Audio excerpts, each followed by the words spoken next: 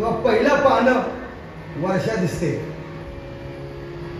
मनीषा दिसते, राजू दिसतो, माई दिसते, पंढरनाथ दिसतात, पहिलं पानं. पण ते पहिलं जेव्हा पाहतो ना, तिथेच आपल्याला आपली दृष्टी वळवायची. काय म्हणून पाहायचंय? निजात्मा समजोनी. तो कसला निजात्मा आहे? निजात्मा म्हणजे परमात्मा. तो कसला निजात्मा, कसला परमात्मा? सुखमय निजात्मा समजोनी. वर्षा नाही, तो निजात्मा आहे, तो परमात्मा आहे. तो काय स्वरूपात आहे? सुखमय आहे. असा आपण भाव धरून जेव्हा आपण एखाद्या व्यक्तीला पाहतो ना, तेव्हा मग हात जोडले जातात, मग हात जोडले जातात. हात कोणालाही जोडले जात नाही.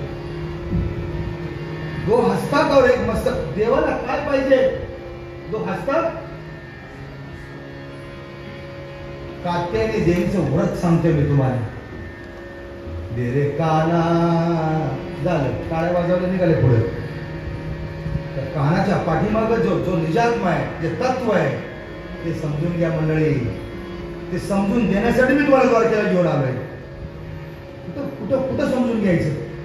तिथं शब्द फुटतो ना, मुखात आपल्या शब्द फुटतो ना, त्या मुखातल्या प्रत्येक शब्दाच्या ठिकाणी मी हा शब्द उठे, जिथे स्वरूपते सच्चित सुखाज्ञा तुझे.